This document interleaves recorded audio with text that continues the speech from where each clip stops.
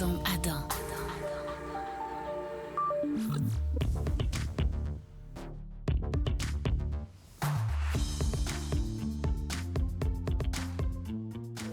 Alors, bonjour les amis. On vient de sortir de faire une grande tournée du kiosque de LG. Puis, ce qui nous marque en partant, là, c'est l'entrée. Ouais, elle est magnifique, là. Ouais. LG, avec leur entrée en forme de vague, ils nous montrent comment ils sont capables de travailler cette matière-là, le OLED, puis donner la forme qu'ils veulent. C'est super beau. C'est ce que vous êtes en train de voir présentement. Et après avoir passé cette entrée-là, qui est incroyable, parce que moi, ça fait plusieurs années que je viens, puis chaque année, il y a toujours cette entrée-là qui est modifiée, puis qui est le fun à voir avec des nouveaux vidéos. Vous voyez des baleines. Ça va de vedette, là, chaque année. Oui, c'est ça. Mais après ça, on a atterri sur un mur d'enroulable. Oui. Je ne sais pas si vous allez comprendre, mais là, en le voyant, vous allez comprendre. Moi, j'ai trouvé ça vraiment magique, chic. Tu sais, la TV enroulable, on l'avait vu l'année passée au CES. Par contre, je m'attendais qu'on l'aurait pu commencer à en vendre en magasin cette année, mais... Ce ne sera pas encore le cas. Ça ne sera pas encore le cas. Peut-être 2020 ou 2021. Je ne sais pas encore, mais regardez comment c'est original. C'est vraiment la télé là, du futur là, qu'on a pratiquement toujours rêvé ou vu dans les films. Oui. Mais une nouveauté cette année, c'est que la télé enroulable, ils étudient plusieurs scénarios LG, comment ils vont travailler ce produit-là. Fait que là, la nouveauté cette année, c'est qu'on le voit dans l'image, là, la télévision va pouvoir descendre du plafond aussi. Oui, bien ça, je trouve ça génial parce que des installations, on ne veut pas toujours entrer une télévision dans... Tu sais, des fois, on a eu des demandes spéciales, puis on a fait justement des installations avec des télévisions dans le plafond. Oui. Mais là, on tombe dans le toit, à l'entretoit. Ça devient plus compliqué. Tandis que là, on a un boîtier qui pourrait être fixé au plafond et que la télévision pourrait descendre. Vraiment, c'est génial. Oui, des bonnes idées. Puis tu vois que le OLED, là, il va permettre d'avoir des nouveaux genres d'écrans. Qui vont être très original dans le futur. Exactement.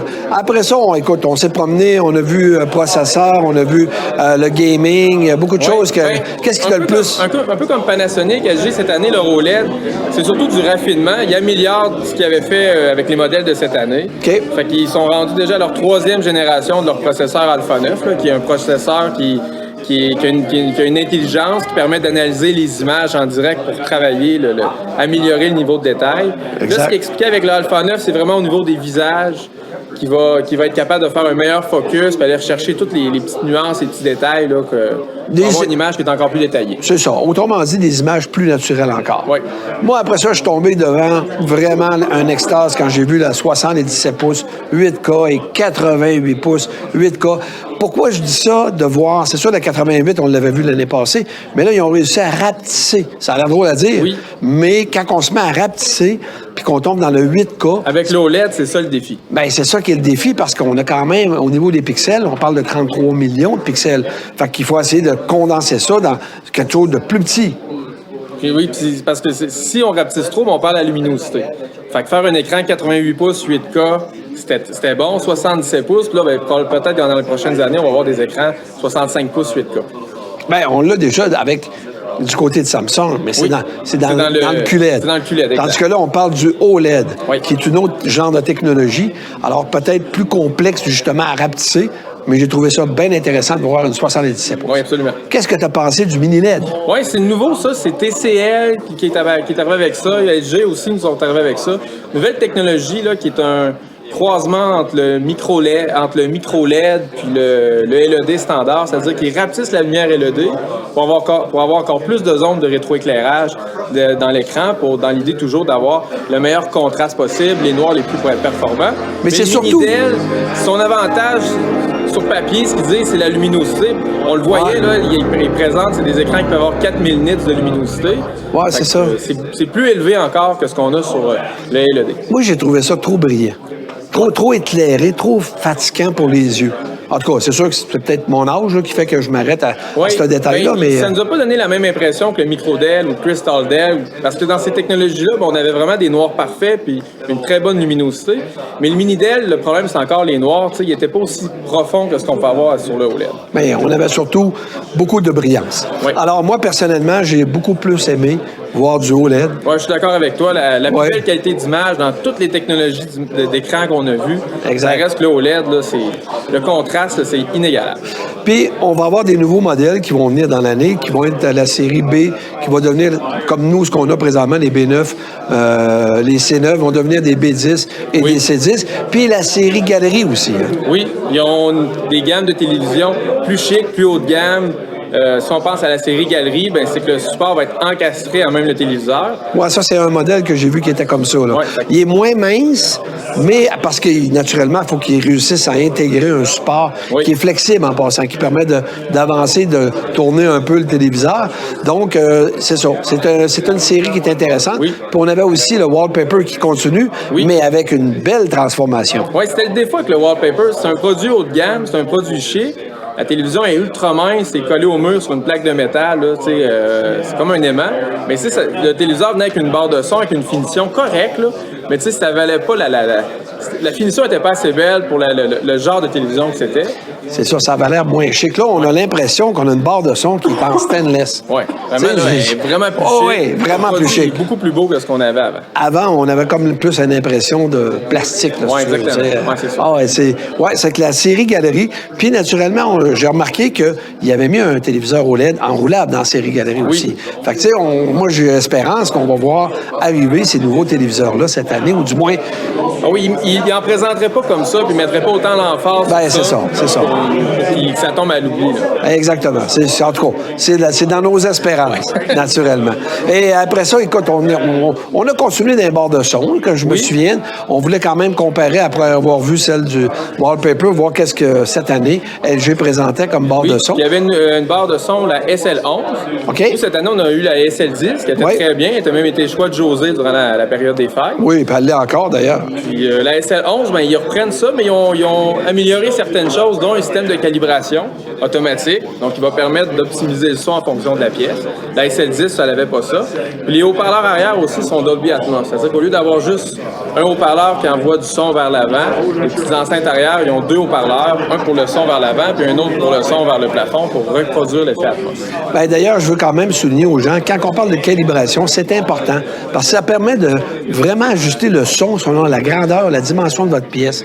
Donc, on sait comment est-ce que ça joue un rôle, nous, d'importance pour ces ajustements-là. Donc, on l'a à partir de la série SL8, si je ne me trompe pas. C'est tout ça? Oui, c'est ça. C'est encore SL? Oui, c'est encore SL. Puis à partir les 2 ou 3 meilleures barres de son, LG l'année prochaine vont avoir un système de calibration. OK, donc le 8, le 9, le 10 ou le 11, c'est ça? Oui. Parfait. OK, excellent. Et après ça, ben écoute, on a vu quand même quelque chose qui sort de l'ordinaire un peu. C'est un meuble. Meuble où est-ce qu'il y avait un téléviseur qui pouvait glisser, vraiment glisser. Oui, style rétro, là. Oui, c'est ça. Un peu à l'ancienne, là, où on installe des... tu sais, LG, comment il présentait ça? C'était il installait des bouteilles de vin, des verres à café, tout ça. Oh ouais, on cache ça avec un écran, puis on glisse. Oui, c'est comme une petite bibliothèque. Tu sais, l'impression, on avait vu chez Panasonic un téléviseur là, qui était transparent, puis en arrière, il y avait les livres qui étaient là, mais là c'est comme intégré, on a un meuble. Ben, de toute façon, les gens le voient en même temps qu'on en parle. Peut-être ça dans ton salon. Pas vraiment, non. Je te dirais... me semble, je vois ça pour des gens plus âgés que moi. Là, je me sens encore très jeune, là. Voyons. non, mais c'est une blague, mais ça peut être un produit qui peut être intéressant à venir. Écoute, on n'a quand même pas parlé beaucoup de gaming, mais il reste que les amateurs de gaming le savent. Chez Samsung, c'est un point qu'on met beaucoup d'accent, mais chez LG aussi. C'est encore le cas. Encore, oui. L'accent est énorme. LG, cette année... Également, là, ils ont réussi à diminuer le nombre de millisecondes, le temps de réponse sur leur écran.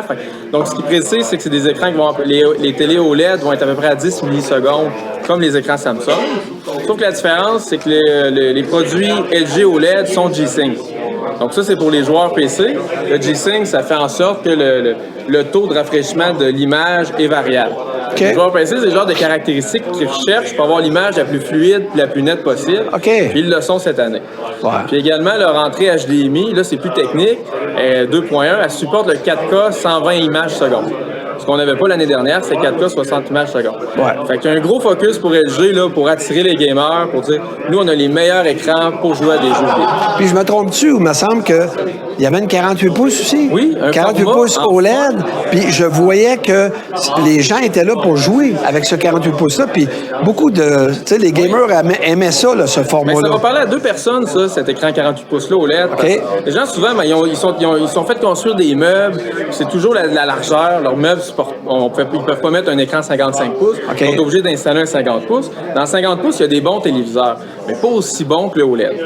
Fait que là, l'année prochaine, avec le 48 pouces, en fait, on a un 50 pouces, très haut de gamme, très bonne qualité. OK. C'est un format aussi comme 48 pouces pour un gamer un joueur qui joue sur ordinateur 48 pouces. Ben ça, comme on est proche quand on joue sur ordinateur. C'est ça, j'ai remarqué que les gens jouaient de proche. Oui. Tandis que si on a un 55 pouces, on va se mettre à une certaine distance. Ouais, là, ça fonctionne moins bien. Là. Oui, puis honnêtement, j'ai senti tout de suite que c'était pas fatigant pour les yeux, avec un téléviseur OLED, de jouer, de faire du gaming. À la base, le OLED, il n'y a pas de rétroéclairage, il n'y a pas de lumière bleue. C'est plus doux à regarder. Là. Excellent. Ben, en tout cas, ça complète finalement notre tournée chez LG aujourd'hui. Puis je tiens à te remercier, Guillaume, Oui, de ça a toutes les vraiment bonnes été, informations technologiques que tu enregistres. Merci, ça fait plaisir. Alors, ça a été un très... ça a été une belle journée. Oui, on a eu bien du plaisir. Puis il en reste une. Oui, il en reste une, c'est vrai. Demain, on va vous envoyer, c'est-à-dire, demain, vous allez voir la vidéo de LG. Mais après ça, nous, on va aller faire une tournée. Tous les à côté. On va aller voir tous les à côté, les chinoiseries, comme on dit. Et on va vous faire un petit montage qui va probablement aller juste à lundi, parce qu'on va être de retour en avion samedi, en espérant qu'il n'y aura pas une tempête qui va nous bloquer à Toronto, comme c'est déjà arrivé. Merci. Bonne fin de journée à tous.